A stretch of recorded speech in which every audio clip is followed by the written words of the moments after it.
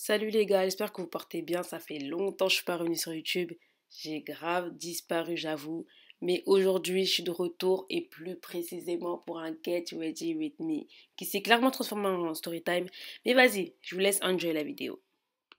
Juste avant de commencer la vidéo, juste avant de vous mettre la vraie vidéo, avant de vous mettre le commencement, regardez comment je slay. Oui, ça fait longtemps que vous m'avez pas vu, ça fait longtemps, oui j'ai disparu, nanani, nanana. Mais regardez comment votre go est slay là. Je suis mignonne un peu là. Le bouclé ça me va tellement bien. Moi je suis chic hein. Moi je suis chic. Vous voulez me faire croire que... Mais je suis chic. Je suis chic. Je vais pas trop parler. Je vous laisse avec la suite.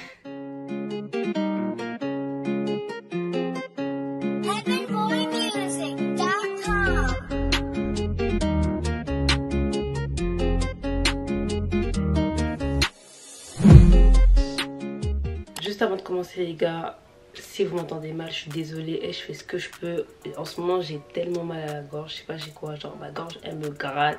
Juste avant de commencer cette vidéo, elle est en partenariat avec la marque Cranberry Hair. Je vais vite vous présenter le colis, tout ça. Ça arrive avec un bonnet en satin, mais genre pour se doucher. Genre c'est un bonnet en satin normal. Un wig cap, enfin 2 wig cap, un bandeau, des fossiles. Franchement les fossiles ça va, ils sont bien, genre je me vois bien les remettre, t'as vu. Donc ils m'ont envoyé une wig Deep Wave en 26 pouces. Franchement j'aime bien, du sens où c'est pas trop court sur les côtés. Vous savez il y a des wigs des fois, c'est court un peu sur les côtés alors que eux, pas du tout genre. Du coup dans la vidéo je vais vous montrer comment je vais poser ma wig, comment je vais me préparer. Bref, un Get Ready With Me en fait. Je sais pas pourquoi je vous explique ça, vous savez déjà ce que c'est. Et je pense que je vais vous raconter quelques anecdotes qui m'est arrivé cet été dans mes jobs étudiants. Et ça je devais vous en parler depuis longtemps. Parce que ça a vraiment été comment je pourrais dire, le pourquoi j'étais pas très présente sur les réseaux sociaux cet été. On va installer la wig ensemble. J'ai décoloré les nœuds, j'ai même peut-être un peu trop décoloré les nœuds, ça a déteint sur les cheveux et tout, franchement cata, mais j'ai rattrapé tout ça, j'ai remis du nord sur les racines.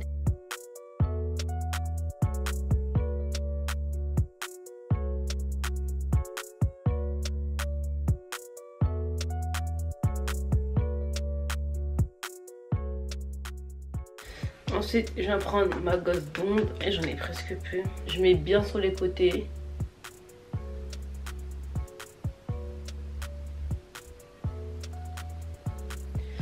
Voilà. Ça va sécher tout seul. Et genre quand c'est collé comme ça là, ce que je fais c'est que je prends ma gotte to be et je mets devant comme ça. Je vais sortir des baby hair vite fait.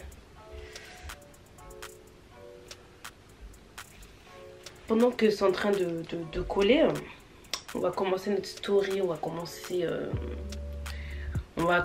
le show.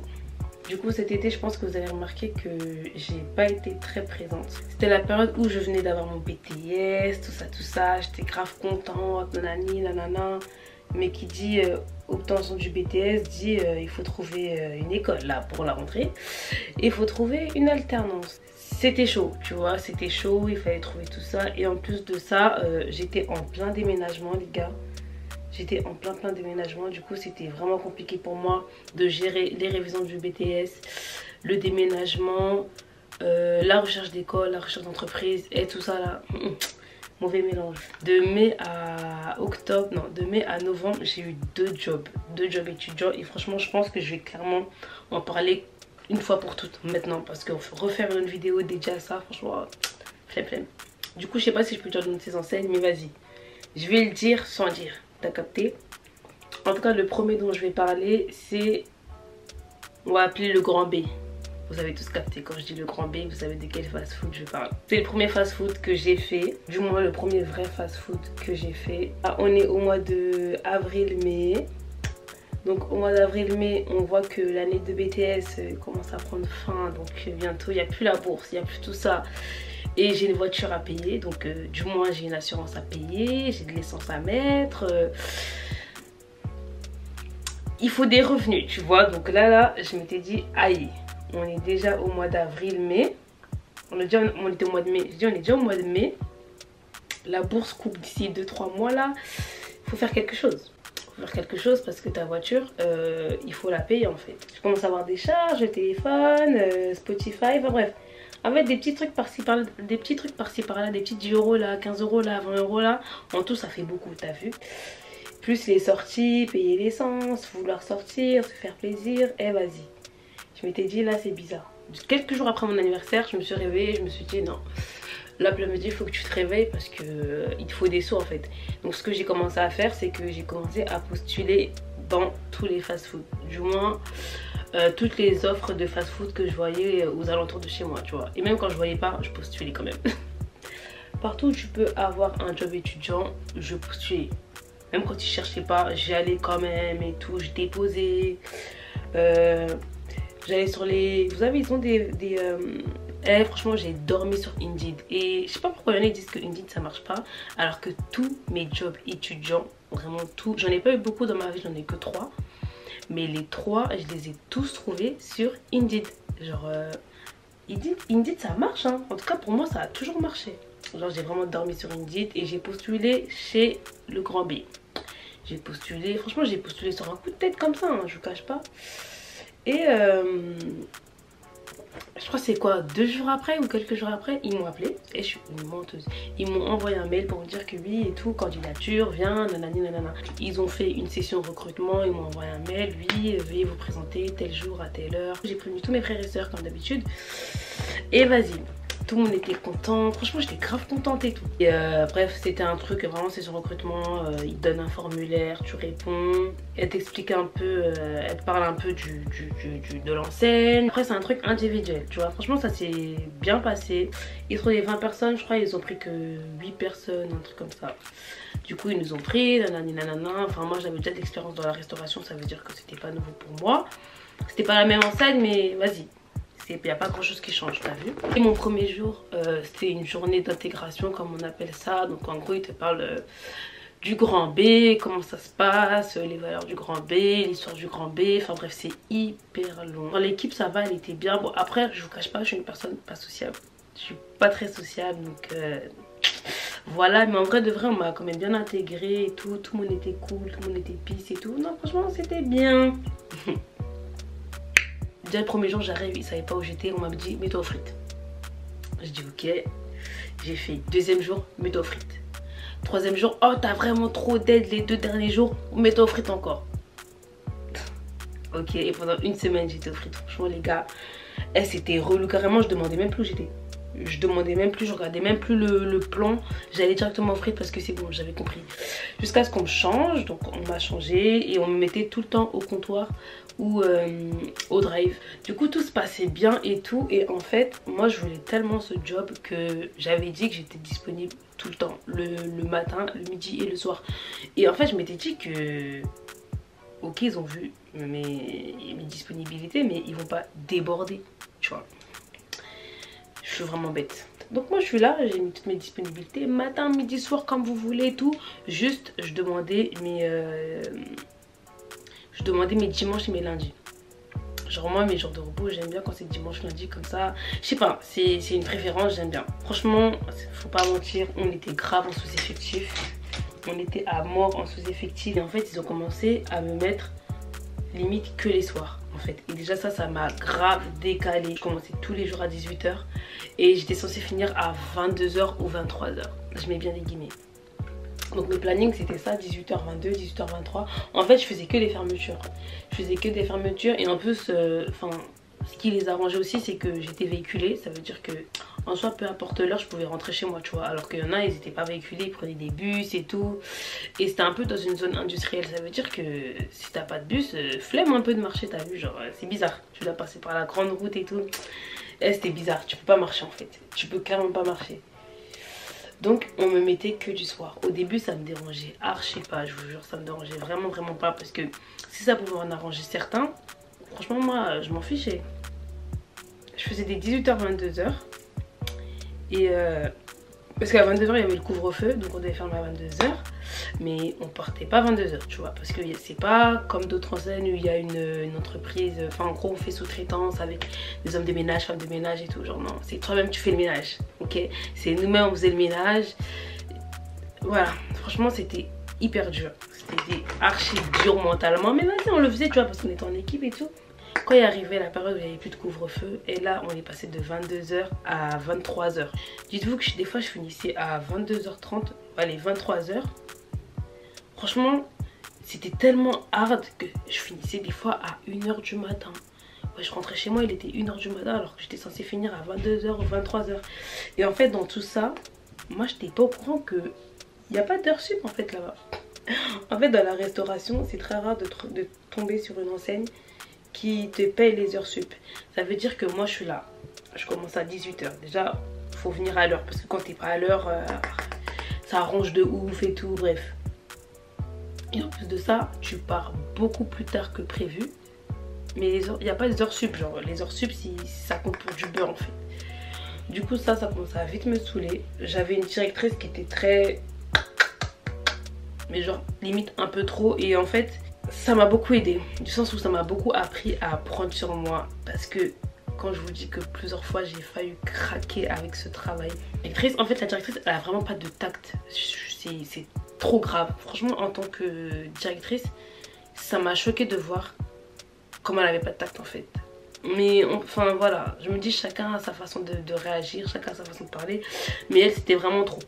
Ça me fait bien rire, pourquoi? Parce qu'il y en a beaucoup qui se demandaient pourquoi tout le monde démissionnait comme ça, mais ils devraient se poser les bonnes questions.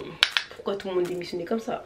Peut-être parce qu'on nous traite un peu comme des 1, mais vous connaissez votre go, moi ça rentre là, ça sort là en fait. Ça m'atteignait tellement pas, et en fait heureusement que je suis comme ça, parce que ce qui a fait que je suis restée 3 mois là-bas, mentalement c'était dur. C'était dur parce que je n'avais plus de vie. Je ne sortais plus, genre j'avais plus de vie. J'avais plus de vie, je travaillais du mardi au samedi. Et c'était une dinguerie. Oh mais c'était trop grave en fait. Et j'ai tenu, j'ai fait fin mai, juin, juillet, août, septembre. J'ai fait 5 mois là-bas les gars. J'ai fait 5 mois là-bas, et après vas-y, pour des raisons personnelles et parce que c'était beaucoup trop la charge de travail qu'ils me donnaient.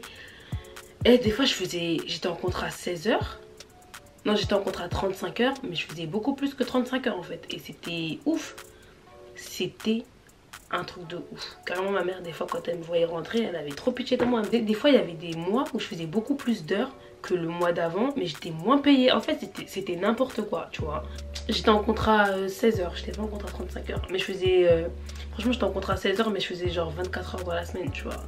Même les managers ils démissionnaient. Franchement la restauration c'est pas pour tout le monde les gars. C'est pas pour tout le monde. Faut vraiment avoir... En fait c'est soit tu tombes dans une bonne équipe, soit t'as le mental, soit c'est KO.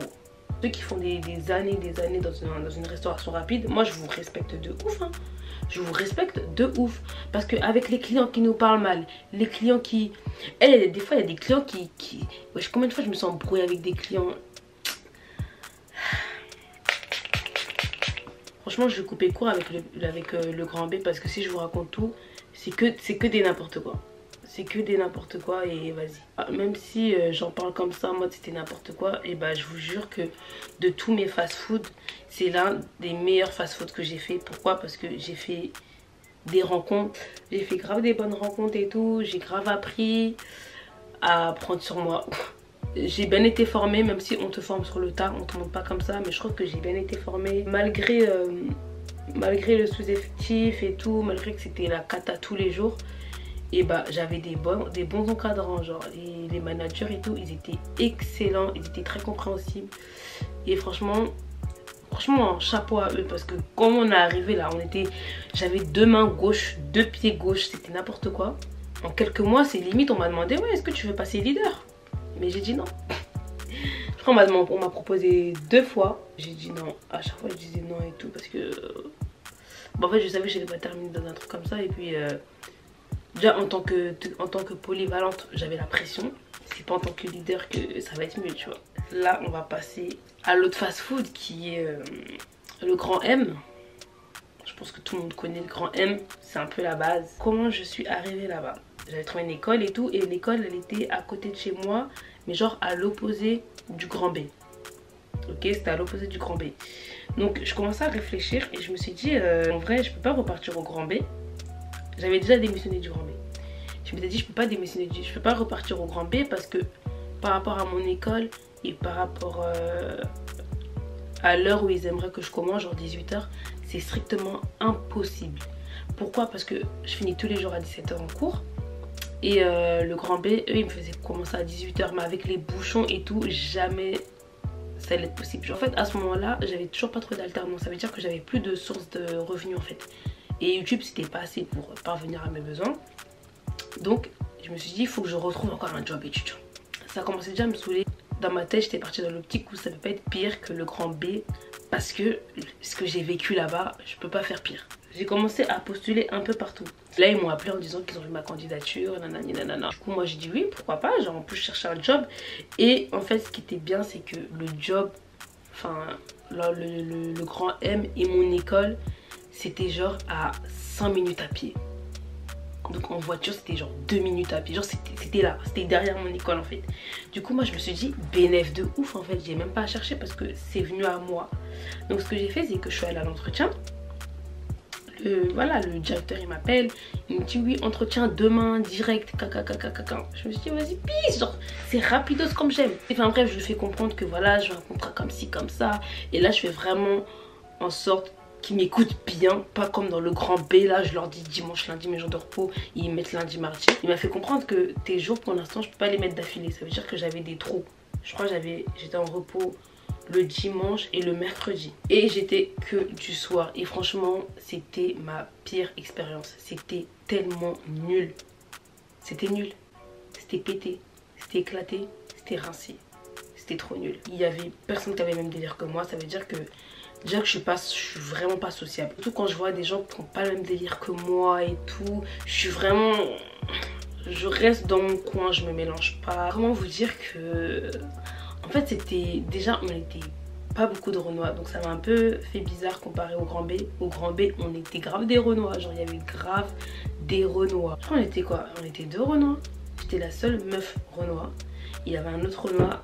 C'était un haïtien je crois. Juste ça m'a mis des mal à l'aise. Moi franchement j'ai des mal à l'aise très vite. Surtout si c'est affaire de je suis la seule noire dans un truc. Non, mal à l'aise. Un job étudiant pour quelqu'un ça peut être le job de sa vie pour quelqu'un d'autre, t'as vu.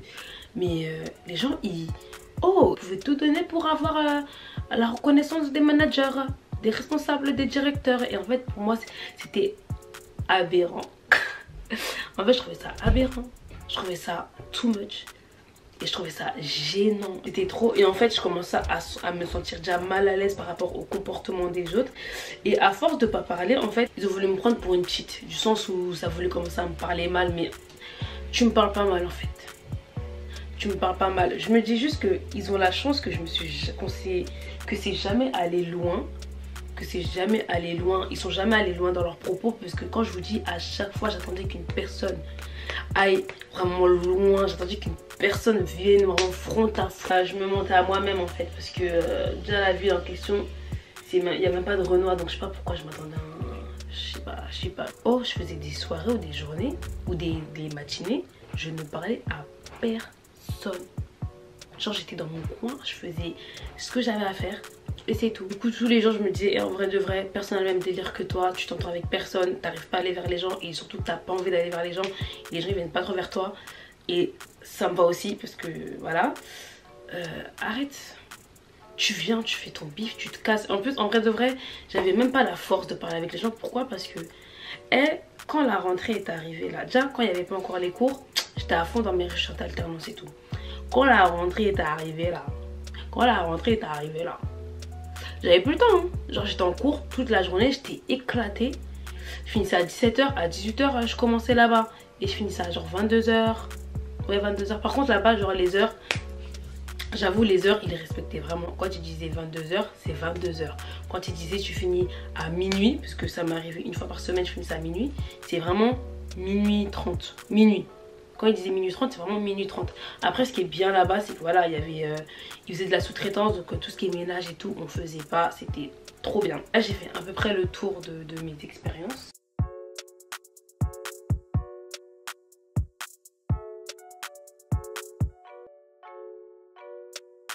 Franchement, je voulais pas trop rentrer dans les détails parce qu'en vrai de vrai, en vrai flemme.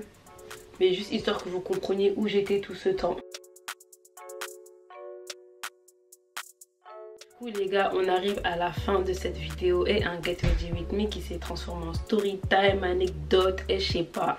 En tout cas, c'est ça qui est ça. J'espère que vous avez aimé la vidéo. Et je sais même plus quoi dire tellement ça fait longtemps que je suis pas revenue. Genre ça fait tellement longtemps que je suis pas revenue que je sais plus quoi dire. Si t'es pas encore abonné à ma chaîne, je te laisse t'abonner, liker, partager et commenter la vidéo.